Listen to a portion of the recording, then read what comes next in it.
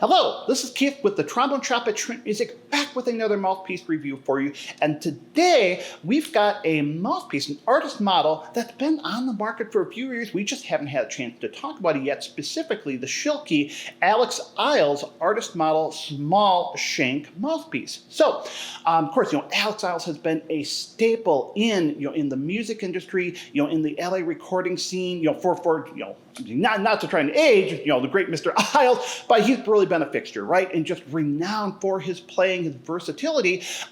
When Schilke and Greenhoe, had the opportunity to do some artist collaboration, including with the great Mr. Iles, they not only worked with Alex to create the GC2 small bore tenors, but to create their own signature mouthpiece, the Alex Iles signature here. So this mouthpiece has actually been a really popular option in the shop. We just haven't had a chance to talk about it on the channel yet. We wanted to take that opportunity now. So I'm going to take a play on the mouthpiece here. We'll talk about the mouthpiece, the experience afterwards. Of course, being Alex's mouthpiece, we could only play it on one of the Greenhoe GC2 small bore tenor trombones.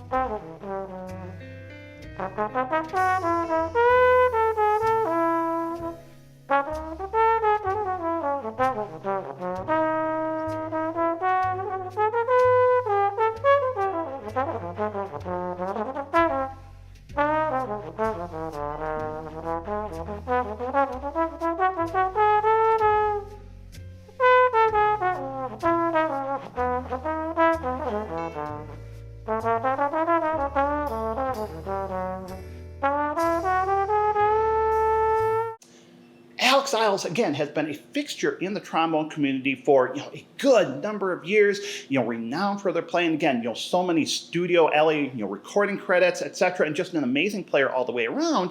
And so I was really excited to see that when Greenhoe was going through and looking for some new development opportunities, in particular with their GC2 small bore tenor, they worked with Alex Iles on this, and of course took the opportunity on the Schilke mouthpiece side to develop the Alex Iles, signature mouthpiece. And again, this is one of the things I really appreciated with some of the updating that we saw from Schilke over the last handful of years is looking for some of these artist collaboration opportunities. We had, the Iles mouthpiece. We had the Bill Reichenbach, a bass trombone mouthpiece, come out of that, which also has been really, really popular in the shop here. So, and like I mentioned, the Iles mouthpiece has been really, really popular in the shop. So the Iles here, so this is, first off, it's a 25.27 cup width here. So that falls in, a little bit.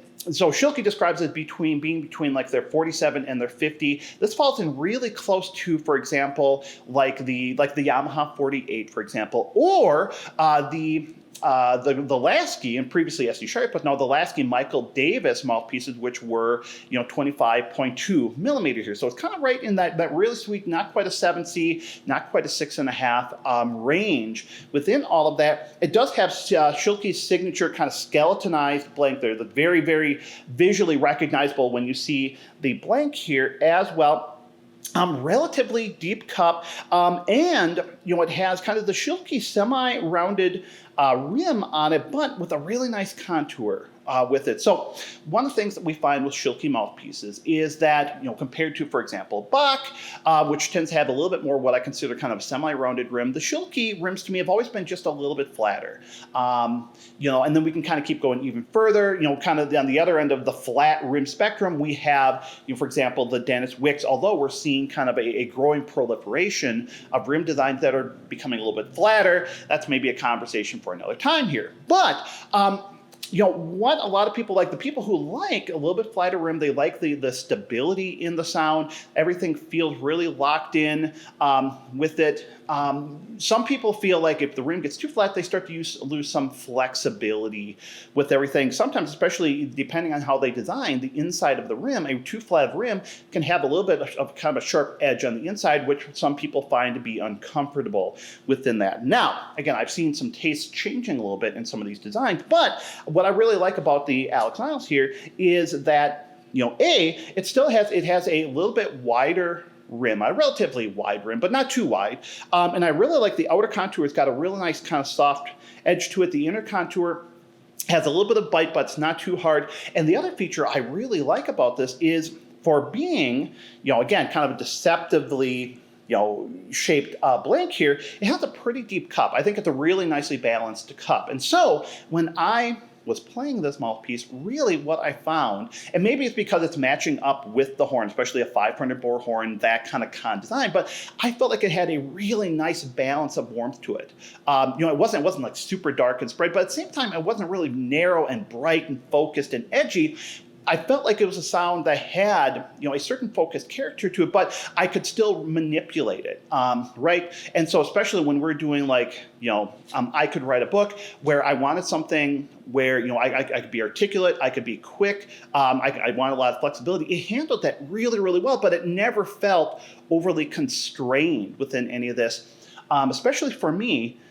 If a mouthpiece starts to get, for example, too small, the air compression starts to get just too high, whether it's the cup depth or the throat, whatever it is, I start to struggle whether it is really trying to maintain kind of the sound profile I'm looking for or maintain the upper range access, right? And I think this really balanced nicely. I felt like I didn't have any issue at all getting up into the 11th, 12th partial, had some really good accuracy with it. A little bit different. There's always a learning curve with it, but I felt like I had, real nice ease of access. But at the same time, when I was, trying to do a ballad, trying to warm up the sound a little bit, soften it up a little bit, I felt like it really maintained everything. It gave me a little bit of that ability, but still maintained some of that real nice clarity of character within all of it. And again, what I found is, very, very comfortable. Now, for me, like I said, I've been playing on one of the SC Sharp's Michael Davis Plus mouthpieces for a number of years now, and that really size-wise falls in very, very similar to this. So I think there's a certain amount of comfort with that. But like I said, I like it. I think it's a really nicely nuanced